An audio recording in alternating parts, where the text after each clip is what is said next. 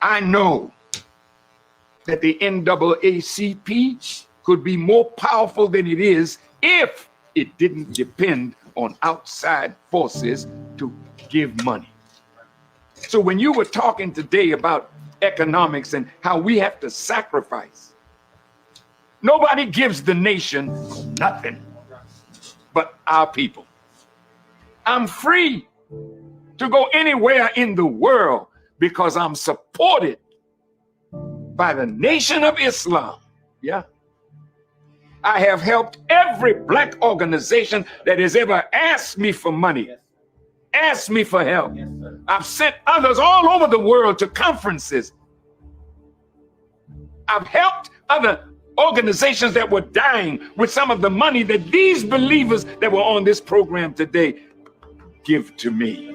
Because I don't see the nation as this little group of people. We are the nation. And the only thing that we are missing is the unity of the whole of us, for all of us, and as a catalyst for the whole black nation all over the earth to rise when we rise.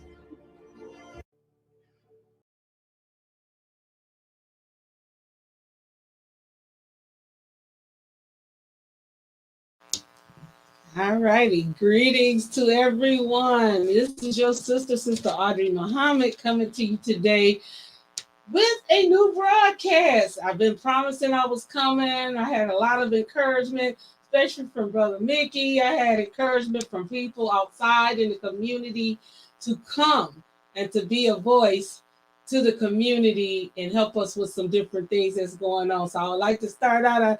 Mickey, you start out with his disclaimer.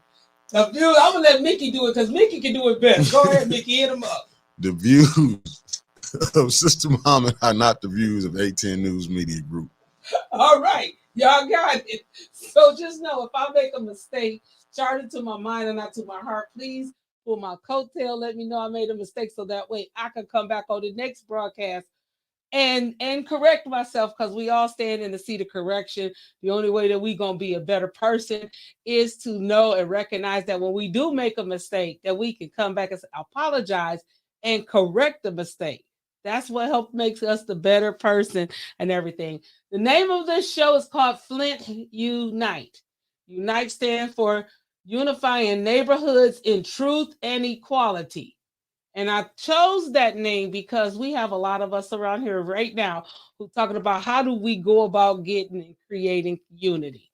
And I know that's the end goal, and that's what all of us desire to have, but we got to find the proper steps to take to make us unified. And I had started trying to think of an analogy. You know how sometimes we think of things that we can relate to. Well, I don't like so and so, they don't like me. I ain't working with them. I ain't doing it. I know I've been guilty of doing that and saying that too. So I'm not any better than anybody else. But then I had to think about it. If we're going to unite our community, I may not have to ever see that other person to make us a unified community.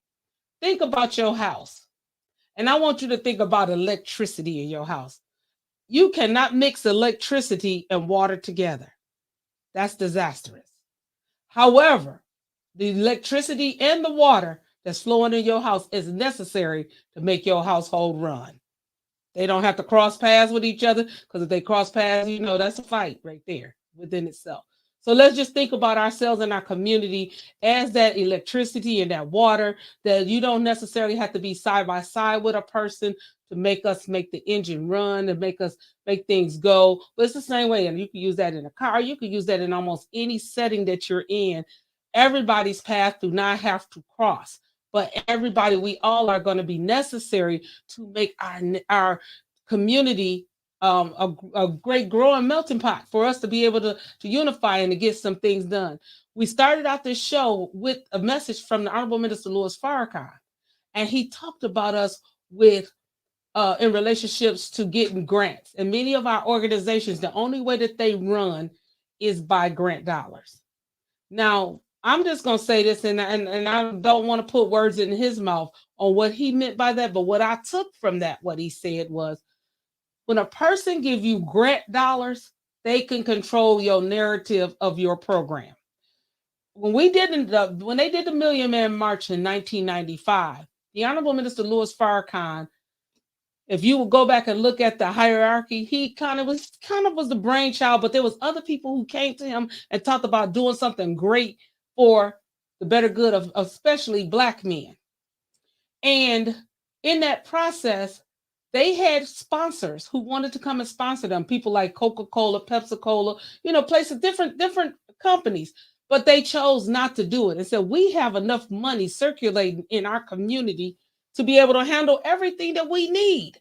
We don't need those corporations to come in, because once they start to donating, they can tell you who can speak, how long they can speak, and what it is that they can say. Remember that. So I say this to you all with an open heart, that be careful, even when you take in grants. And I sat up and I talked to Nikki. We was talking about the ARPA dollars. And a lot of times people say, we've heard the ARPA money is gone. But we have to think outside the box. Realistically, we have enough money that's circulating in our community that we spend on foolishness every day. How much liquor do we buy? How many cigarettes do we purchase? Entertainment. We got to have the latest of anything that comes out in fashion. And those dollars that we're spending there, we could take and actually build something that could be greater for us. I don't know if you realize this or not, but any purse, any pair of shoes you buy, any shirt you buy, it's a name brand in it. If I made it myself, it's a Sister Audrey original. It's a name brand. So, but we stick and look at and try to buy. We want to buy Gucci and Louis Vuitton. And yeah, they have great quality of merchandise. I'm not saying that. But how much money do those corporations put back into our community to help us to really be free? Not just give us something to give one or two of us a business or a storefront or a little bit of something that's just going to satisfy and shut our mouths. And, we have to think about those kind of things when we go out and spend our dollars. We want to try to keep our dollars as much as we can in our own community. I think about Waxahachie, Texas, where they had the hair stores that's not owned by any of us. And if you go to those hair stores and those people are not willing to donate money to some of our community activities that we're doing, we should stop. We need to bring those names out. I'm just going to say it. We need to start thinking about boycotting those places because they're not really there for our better good. And even some of your corner stores, your liquor stores. I remember I walked into one in particular, just asked them for a case of water for a program we was doing on the block party, and they didn't even want to donate a case of water. So, but you steadily there taking our dollars, and people are going in there paying their monies and giving those dollars to you all. So we want to make sure that we start to thinking about that. And I started thinking about unity. If we want to unify our community, it's some things we got to do. One of the things, I don't know how many of us have taken the time to actually take a communications class. Communications is 2 ways. It's not just one. It's not a monologue. You got to have some dialogue, which means two or more people are talking, and you got to listen to what that person is saying. I can give you a prime example, and I got to go back because I'm late with doing what I was supposed to do. But I put up a post and said, I was willing to give out a gift, but the person, you had to share that post. And I could tell you, I think I had about 12 or 13 people on that list. And out of 12 or 13 people, only 3 people shared that post. So that meant that the other 9 people are not qualified to even for me to consider for getting a gift. But that goes back into communication. It was in the writing of the post. What was the instructions you needed to do? But yet those instructions wasn't followed because we didn't read it. That's part of communications. We have to learn to read and comprehend. If we don't understand, it's okay. Ask questions. I'm gonna be honest with you. I just shared it. I missed the part about having to share it, but I did share it. And then somebody pointed out, "Oh, you're supposed to share this." I was like, "Oh, yeah, do say that in there." So even myself, I kind of just read over it the first time and didn't read it thoroughly. But if you have to read something, some people can read it once and get it. Some people it take 3, 4, 5 times. That's okay. Long as you get it, take the time to make sure you read it. That's how we have been tricked for so long in taking and signing contracts, deals. We didn't read that fine print. Well, you didn't know that it wasn't 10% you was getting. You was only getting 10 cents. I remember that situation happened with I think it was Tony Braxton. She signed a contract, and off of every CD that they sold for her, she got 10 cents. I kept saying, no, it had to be 10%. No, it was like 10 cents or less or something like that. She wasn't hardly making nothing off of the CDs. However, her monies was brought back to her on the back end when she did her concerts and things like that. That was how she made money. That's how come she didn't have as much. And for a minute there, she had to file bankruptcy. Poor Dylan, they kind of took advantage of her her being naive a little bit. I would just say, beautiful spirit, just was trusting, very trusting, and nothing is wrong with trusting, but you gotta in these days make sure that you get a lot of that kind of stuff. So I wanted to say too, one of the things that we have to start doing in our community is the atonement process. And Mickey, if you could you put that thing up with the 8 steps of atonement for me? Because I want you all to really look at the 8 steps of atonement. No, I think it's one more over, maybe. Nope, one more. I got a lot of good stuff to share with y'all today. There it go, the 8 steps of atonement. And if you all could think about this step, those steps that's up there, those steps have to be recognized. And I always thought, I got a problem with somebody, I got to make all 3 of these steps. I mean, all 8 of these steps right now. They got to happen right now. Person rejected. Okay, forget them. But guess what? I learned, and I thank Brother Daniel because he was on something right before Holy Day of Atonement, which is the 16th of October. It's the anniversary of the Million Man March. But he was speaking. He said, "What if you got that family member that just don't want to accept that they did something wrong, or a friend, and you only can make it to steps 3 or 4? That don't mean you cut that person off. I love you, and hopefully we could come back and revisit this at another time."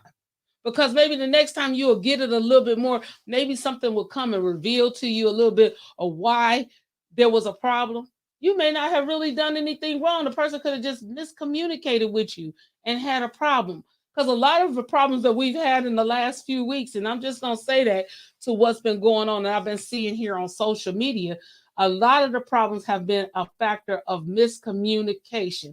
We see something or we think we hear something and we take it from somebody else's tainted perspective because they have a problem and an issue with the person that's saying it, and then it grows into something else. But even if it does seem like the person was saying something that did not appear to be right, call that person, talk to that person, because it could have been misconstrued. I've talked to somebody and was like losing my breath and having a hard time expressing it. And so when I projected, it came out really rough. The person actually had a whole full blown out argument with me because they thought I was screaming at them. And you ain't gonna be screaming at me. And I'm like, can I explain myself to you? The person totally refusing for me to explain, but come to find out the person had a problem with me anyway. So it wouldn't have made a difference. And they use that as an excuse, but that's okay. That's on them. That's what they chose to do. But we just have to make sure that when cases like that happen, take yourself back up out of yourself. Humble yourself. Go pray. Do some meditation. And I guarantee you, when you come back to the table, it might be a little different than what you thought from the first time. And a lot of times we listen to things over and over again, and it helps us to get a better perspective of what it is that's going on. So make sure that you all take the time to review those 8 steps of atonement and start applying them. But you got to first, guess what? Atone to yourself, because we beat up ourselves. We are our worst critics. We criticize ourselves worse than anybody else can ever do. We punish ourselves for what we didn't do, what we should have did, and what we could have done. How many times you spent money you was just foolish spending it? Or you said something to somebody you really felt bad because you did it. But atone to yourself first and then go atone to that person. Because if you don't atone to yourself and accept, I really did do something bad, I need to go and I didn't mean it like that, go and talk to them. Just take the time and just take the time and talk to them a little bit. I also wanted to make sure that on this one, we're gonna do some great things on this show. I got some great ideas coming up. Just know we got Holy Day we got our annual Savior's Day event coming up. It's coming up in February, on Sunday, February the 25th, 2024. The Honorable Minister Louis Farrakhan will be in Detroit, Michigan. All roads is leading to Detroit. Yeah, y'all roads are leading to Detroit. We want everybody, no matter where you at the sound of my voice, if you are in Timbuktu, we want you to come to hear the Honorable Minister Louis Farrakhan on February the 25th. Check and start seeing airlines. Check and see. You can go onto the website, noi.org.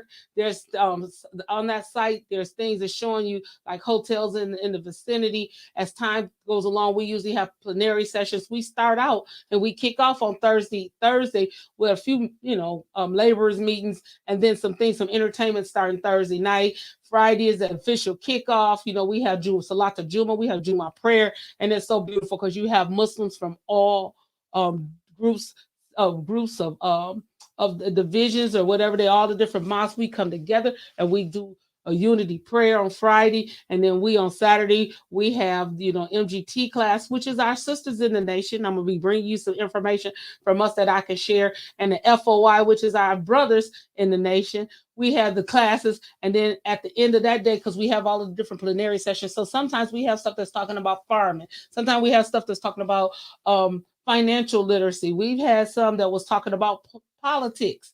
We had them talking about a lot of different things, legal things, disaster preparedness. Those kind of things are plenary sessions that's usually happening at Savior's Day, and we haven't gotten them all set up. But at some point in time, they'll be posted. Then you could register. You could come to any of those things if you registered. But then on Saturday night, I'm gonna tell you, everybody, whether they could be present or not, want to come see the drill competition. And we had a different categories where you have the babies. We had that one, he was turning, he was following them caters. He couldn't have been old. I think he said he was 3 or 4 years old, but he was out there doing what he could do.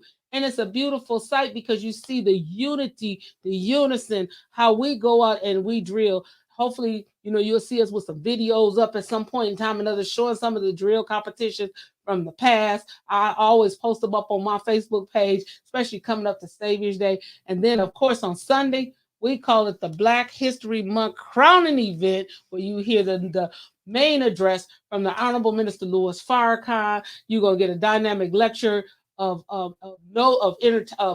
information that you can use, that can help get you out through some times. If you just read it and study it, he gives so much information.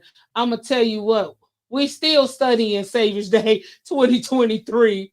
We still studying the criterion that he did in July the 4th of 2020, because it's always information in those lectures that you have missed, and you can always come back to. So I want to make sure you know that we're going to be giving out information later on buses that will be going from this area.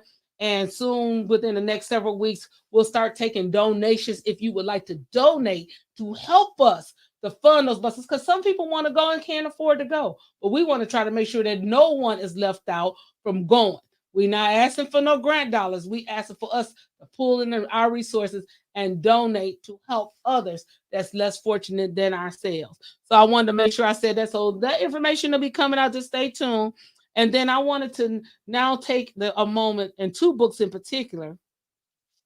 I wanted to. It's so many things that we could talk about, and we always say, if the ink, if the lake, what is it? If the oceans was, the seas was, if the sky was paper and the trees were pens, and the seas, I done messed it up, but y'all get what I'm talking about. And the seas on top of seas was ink. You could never exhaust the majesty of the Word of God. So make sure you remember that. You can never learn everything you need to learn about God, because everything starts to change and over. That's not the one I was saying. That's okay. Okay, so just know that we can always talk about a whole lot of different things. But one book I definitely want to make sure that I introduce to you today is called Message to the Black Man. This book right here is a book that came out by the Most Honorable Elijah Muhammad. It's 50-something years old, because he started collecting information that he was taught by Master Fard Muhammad, and he put it in this book right here, and it tells you in here. It says this is the most powerful Black man in America. That was from the Reader's Digest, is what he said about the Honorable Elijah Muhammad. Because what many of us don't know or don't want to acknowledge is that you know Malcolm X, you know Muhammad Ali. Some of y'all even know Louis Farrakhan. But did you know that they all was taught by this man right here, the Honorable Elijah Muhammad. Everything that you hear them saying and what you saw them doing came from this man right here. When Muhammad Ali was boxing, who gave him his name, Muhammad Ali? This man right here. So we want you to go and read this book, because this book gives you so much information. It tells you about who are you, what how do you fit in this diaspora of this world? Because so many times we look at ourselves as not being worthy, but we don't know how worthy we are and where we really fit in and how we do it. But he explains, he talks to us about who God is. He breaks it down, the Bible and the Quran. He breaks it down. You got to read this book. If you don't have it, we do have some of these locally here in Flint at our study group. Pardon me for calling it a mosque. We're a study group because we're still getting our membership up to get to be classified as a mosque. But we do have them here at our study group. We have these for sale. This next book, I'm going to go into it. This How to Eat to Live. I got to say this. The first thing that Master Fard Muhammad did when he went into the homes and started teaching them about themselves, he told them to let go of the pork and to get rid of their aluminum pots and pans. We didn't know why. We just heard and obeyed. But we learning as time go along that how the ills that happens from eating pork, the different things that go on in our bodies, the trichina worm that's in the pork that can get instilled even into your nervous system can cause you to have some dysfunctions, the different things. And a lot of times the first thing that a doctor will tell you when you have hypertension is to what? Let go of the pork. They don't say the salt pork, they say let go of the pork. So it's not just because it's salted or it was cured in salt. It's because it's not any good. Plus, it states it in the Bible, tell you about the split hooves. But some people debate that. That's okay. Nevertheless, the doctors even bear witness. Let go of the pork. And I remember watching this video. This brother was talking and he was teaching. He said, y'all won't listen to us, but many of y'all will listen to the white man say it. And he showed Joel, what's his name? Joel Osteen. Joel Osteen said, stop eating pork. Don't eat it. He don't eat it either. Yeah, he said it is a video. I have to tell you the name of the video. You could go on YouTube. It's by Brother Abdullah. It's called Going Ham. Ham is spelled H.A.M. Where Brother Abdul, I love Brother Abdul. He's a teacher. Right now, he's actually fighting a case. He was a principal in Chicago and they fired him unjustly. So there's a lot of people in the community corralling against him. Just because he's a strong black man. He actually wanted to come and teach it MUI, but we have children that's in other school systems who are not learning properly. And the minister asked them, I think at some point in time, the minister did ask them to stay over in the Chicago public school system for that reason. So that way they could have the opportunity to be able to get some truth taught to them, especially about Black history, when you got in a world where people don't want to teach it. But anyway, on this video, he was trying to tell us about eating one meal a day, which many of us say, I can't do that. Oh, no. But you don't know how much better you would feel if you ate one meal a day. You would cure a whole lot of your ills. And it talks about that in this book, How to Eat to Live. It takes time. It's not like you say today, okay, I'm going to go cold turkey. It's a process because you don't want to make yourself ill. Today today is Sunday. We're just coming off of a 3-day fast. Those who could fasted. We ate our last meal on Thursday evening. Don't eat again till on Sunday evening. So with doing that aspect, it kind of helps detox you, pulls a lot of the toxins out your body. Because the only thing you're doing is drinking water, coffee, and I think some of us do tea, but we mainly say coffee and water. You don't know, I've done it. Yes, and I'm diabetic, and I don't advise anybody to do that because I don't tell anybody stop taking your medications. I don't do any of that stuff. Definitely talk to your doctor. But me, I'm the one gonna show the doctors you don't know everything. I need to take charge of my own self and my own body.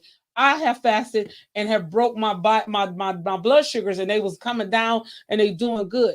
So sometimes I know stressors can cause you to where you're not able to fast as well as you want to. There's other things, so there's other aspects to that fasting. But if you can fast and sustain from food for that 24 hours, now they call it intermittent fasting. The Honorable Elijah Muhammad's been telling us since 1930s, one meal a day. That's nothing new to the Muslims in the nation. So just know that that's something that they took. So I'm going to tell you about the aluminum, and a lot of us don't know that. Try to get stainless steel. If you got aluminum pots and pans, get rid of them today. If you got aluminum cookware, get rid of it today. Did you know that aluminum messes with your cognition? When they can't tell you if you got Alzheimer's until you're dead and gone and they're doing an autopsy, because it would take too much to, I mean, they got to find the particles in your brain. How they going to find it if you live it? So they have found in the brain of those who have had Alzheimer's particles of aluminum. And you don't realize that when you're cooking, that in metal pots and pans, whether it's stainless steel or what, you don't realize what you're getting from those pots and pans that's coming into your food, that's entering into your body.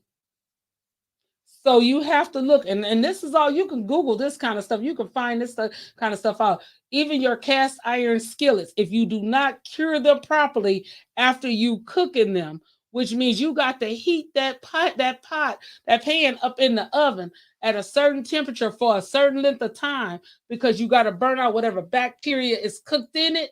I know those used to be the best pans to use with frying chicken and all that other stuff. I already know because I done been there too.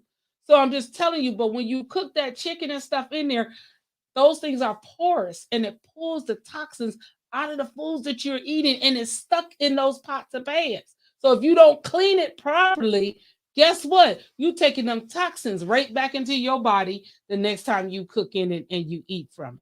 So with aluminum, also, aluminum causes cancer. Did you all know that? You all are using deodorants and things. Read them and see how much, see the aluminum content that's in it. Find you something that has no aluminum in it. Baking soda and baking powder, check those, because some of them have aluminum in it. So some people, like my grandmother was one, she used to brush her teeth with baking soda. When she died in her 70s, she had all her teeth. She hadn't lost not one, because that's all she used. She didn't use the toothpaste because it had the fluoride and the sugars and stuff in the toothpastes that we use. That we'll say that for the conversation another day. However, the aluminum that's in some of these ingredients that we use is ridiculous. So like you get those lumps and things under your arms and stuff because of the deodorants that you're using. We wonder why breast cancer has gone up and risen so bad. What are we eating? It's the foods that we're eating too, but it's also some of the things that we're doing, like the lotions. Now you see them, they say pot was a paraffin free. Some of them, they tell you that the stuff is not in it that helps to cause cancer. You got to be careful. You got to look thoroughly at the things that you're using in your environment.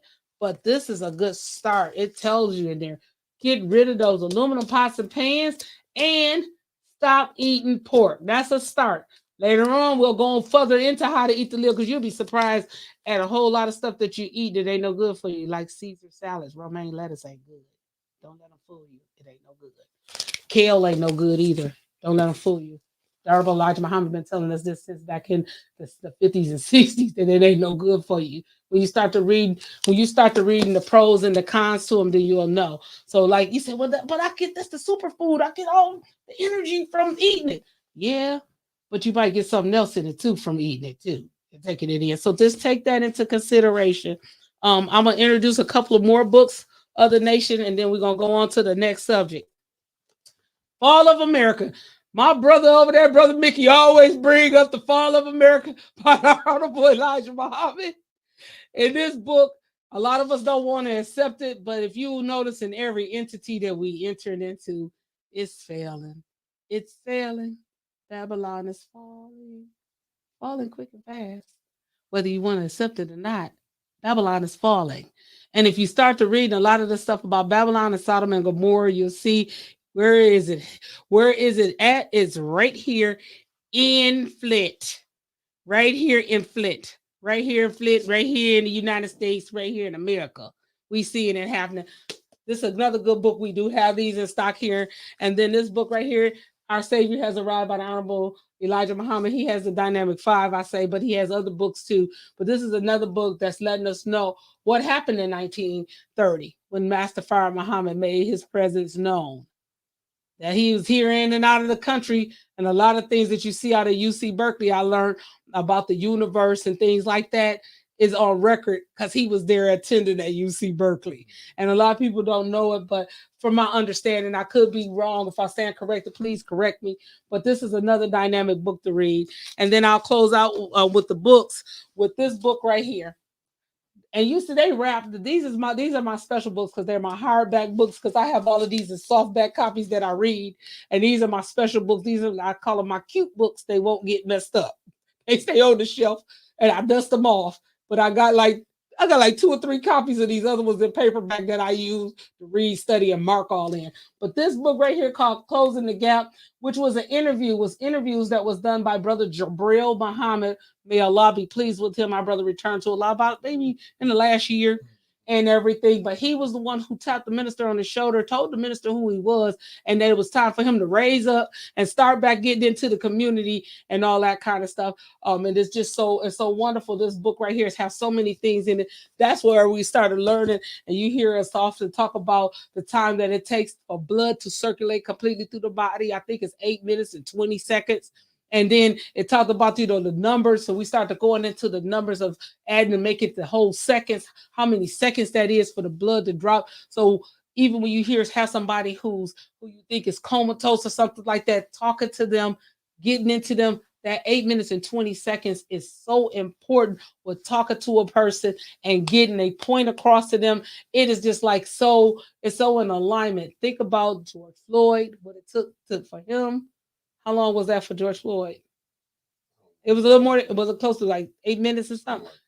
See, some of these numbers is so they correlate with one another. But these books right here have a lot of that kind of information in it and stuff, and it's dynamic for us to look at and to listen to. So I would invite you to go into the Final Call store of that store. I think we'll end up putting it up there because I got a flyer that I'll put up later on, and it will have where you can go to the Final Call and either order these, make contact with me or one of the brothers or sisters that you see in your local city. Hopefully here in Flint, we do have some on the shelf. And then that way you could purchase those from us and they could give you a price for those. So I did want to say, we're doing pretty good on time. We're doing pretty good on time.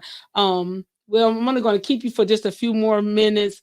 One thing I wanted to say is that during this time of the year, we have a lot of people who have mental health issues. We suffer because it's the first time we celebrate the holidays with loss of a loved one or something traumatic happened to us during this time of year. And this is kind of even though it's supposed to be a joyous season, it's also a season where we have a lot of people who are just down and depressed.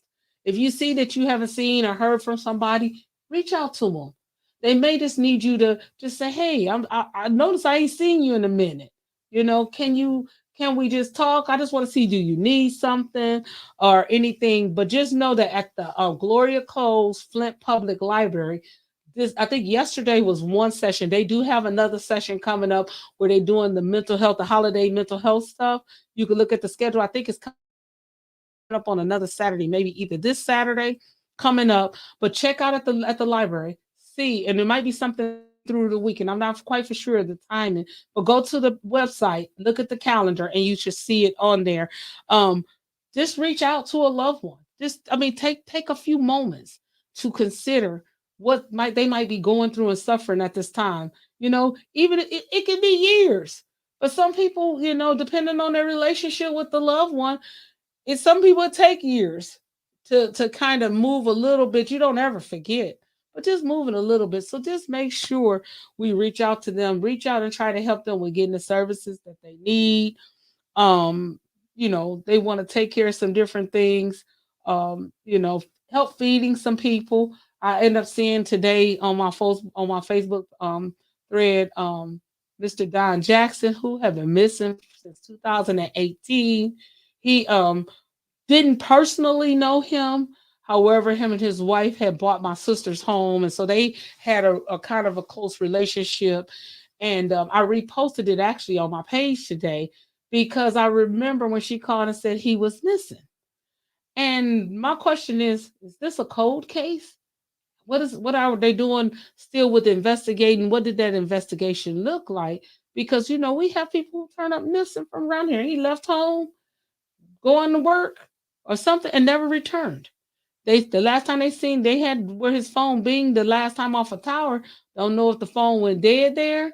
Don't know if the person somebody captured him, did something. We don't know. But however, we want to keep her, his wife, and his children in their prayers because they have unanswered questions. And but we want to make sure that we keep people like that in our prayers and in our thoughts. Reach out to them. I'm going to try to reach out to her through my sister because I know my sister still keep a relationship with her, and just check on them. Just let them know somebody care. That sometimes that's just it. You got a neighbor that's elderly. You see them struggling. Go help them, assist them. Sometimes I was getting ready to go to work. I love my neighbors. I do. I love all my neighbors. She was trying to get walking with the walker, trying to get the trash out. She know what I'm talking about. I ain't gonna say no name, but she know what I'm talking about. She'll probably be watching this. And I said, hold on, let me take this trash to the street. I can run and jump. She, struggling. She could have got it to the street if she'd had, she had time.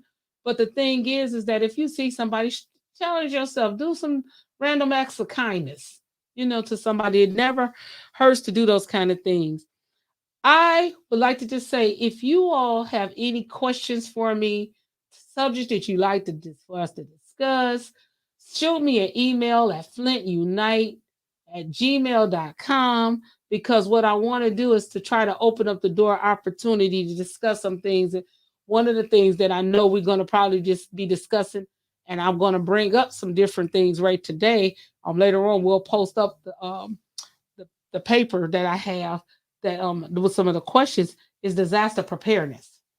A lot of us don't think about it. We start thinking about it when it get time for the disaster, when we start to talk about preparing. But you got to prepare today for later on down the road. Do you have any extra water in your house? Do you have any extra food? If you got it, how you gonna open up the cans if you got cans? Do you have a manual can opener that you don't have to have electricity? Do you have a means of warming up the food? We know it's done because it's in the can, but what about if you want to warm it up?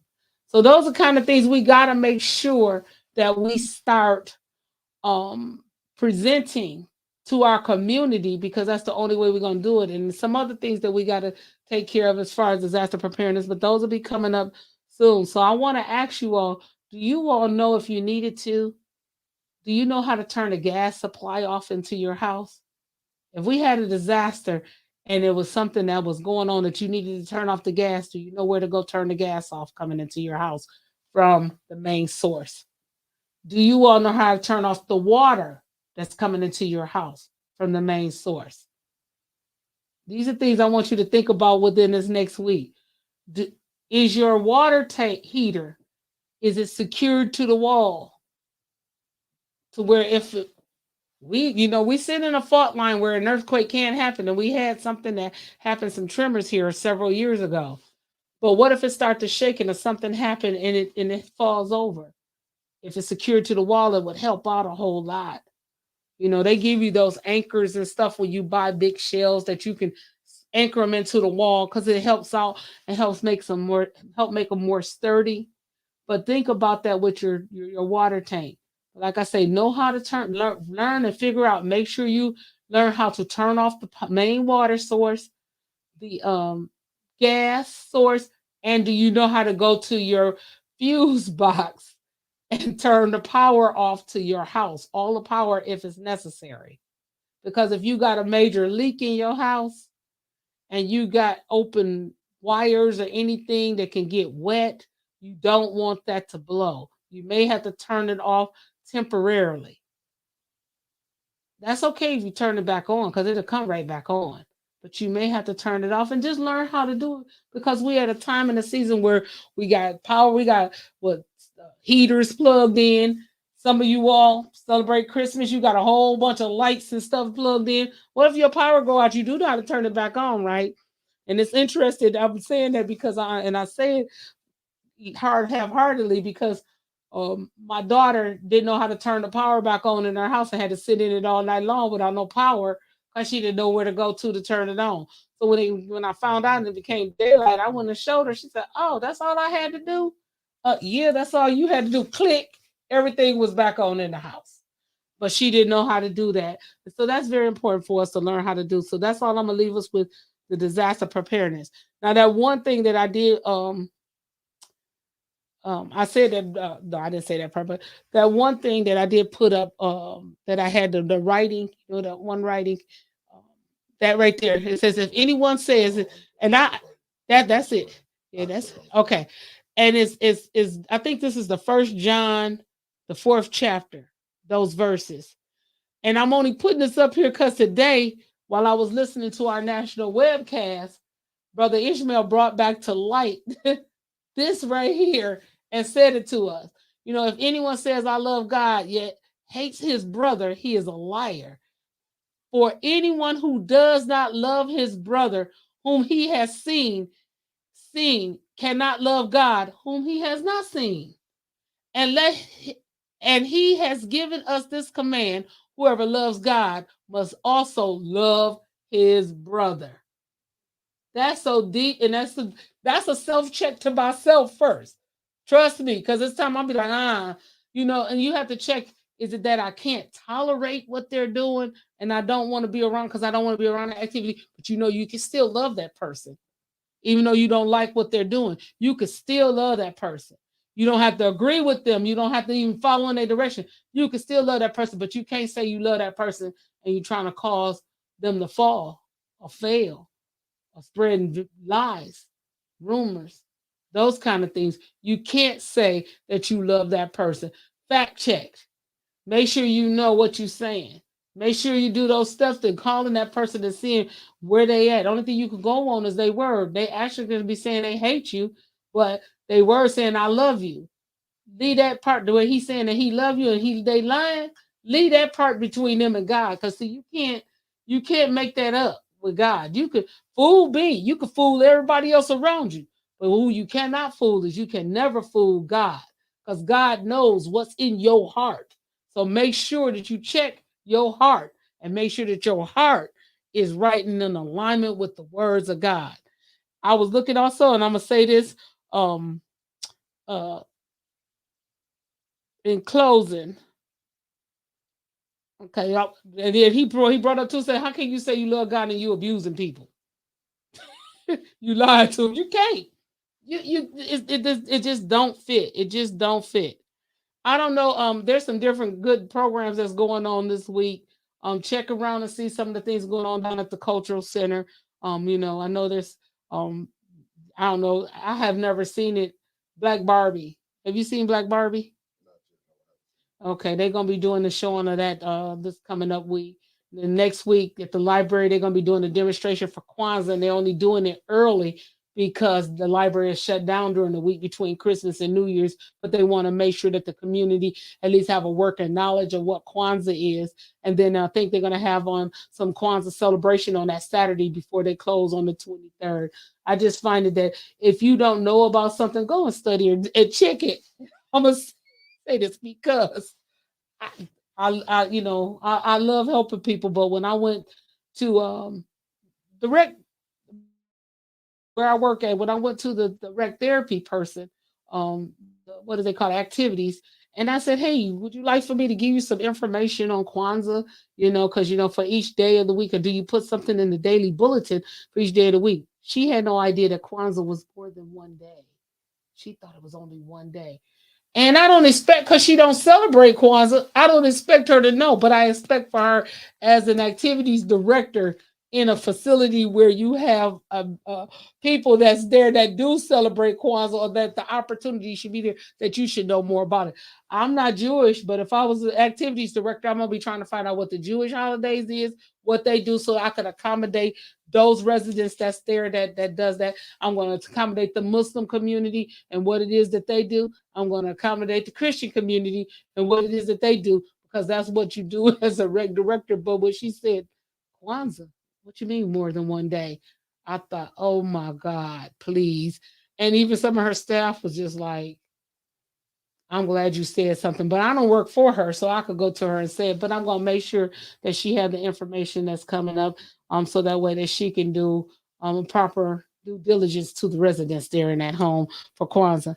In closing, because we're gonna close out, and as the show grow, as we grow, we grow into our full hour.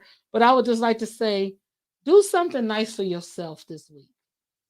Take the moment, if it's no more than taking the time and picking up a good book and reading the book for 10, 15, 20 minutes, a half hour. Do what it is that's relaxing to you. Some people used to tell me, why do you, because I like to do very tedious things. I will paint something that have a check on it that might be it might not even be a quarter of an inch in diameter. I mean around. The whole size of it might not be a quarter of an inch. It's so small. I have to take a small paintbrush, but it's so tedious and it helps to relax me. But what helps relax me don't necessarily help relax you. So find out what it is that's your niche. Find out your niche, what it is that you like to do that's relaxing for you. Indulge in it. Get it going. Do something. Make something prosperous for yourself and everything.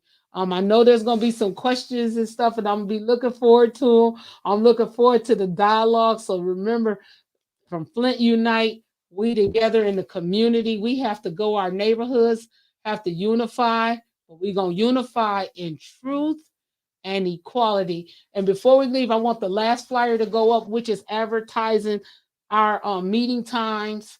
Our meeting times.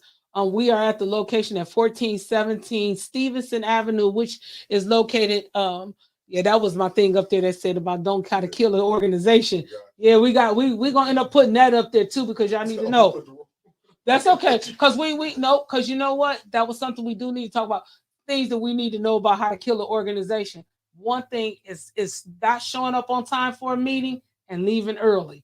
Those are things that kill the organization, but we're going to be putting that list up too. But I do want to put the thing up for by our meeting times. We meet every Sunday at 11 a.m. Our address is 1417 Stevenson, is at the corner of Stevenson and DuPont. It's in the old Prince of Peace Church across the street from Ballinger Park. So we want you to know Sundays at 11 a.m. On Wednesdays and Fridays, we're getting ready to go into some dynamic studies. If you missing it from these books, you come in there, you're going to leave out of there with some information you're going to be wanting to go home and read further into and study. Those study groups happens on Wednesday nights and Friday nights at 7:30. If you're interested in getting more information, not necessarily joining, but we would love for you to join us. But if you wanted to come, we have a men's class on Monday evenings. The times vary, but we could get you in touch with our brother Michael, who is our FOI coordinator here in Flint. He has the information. And then on Saturday mornings, the sisters travel to Detroit for MGT class at 9 o'clock. I'm the MGT coordinator here in Flint. You can reach out to me. We can get you more information. And then we also going to be trying to do some other things to try to encourage you with studying and seeing if this is what you would like to be a part of. But we also have Brother LaRon X, who's our local coordinator here, slash minister here in Flint. And he's the one who helped facilitate on Sunday. So sometimes we show a webcast, which is, directly from Chicago at noi.org every Sunday morning at 11. And sometimes we have live lectures. We have brothers that come in and do some different things. You could tune in, like I said, to noi.org for updates and lectures and different back programs. You got the Honorable Minister Louis Farrakhan. You can listen to him anytime at our website, thefinalcallradio.com, or download the app. And you can also go to store.finalcall.com and purchase any of the books and the lectures and things from the Honorable Minister Louis Farrakhan and the Most Honorable Elijah Muhammad and some of our other research team members. So until I see you all the next time, thank you all for tuning in, and peace. Have a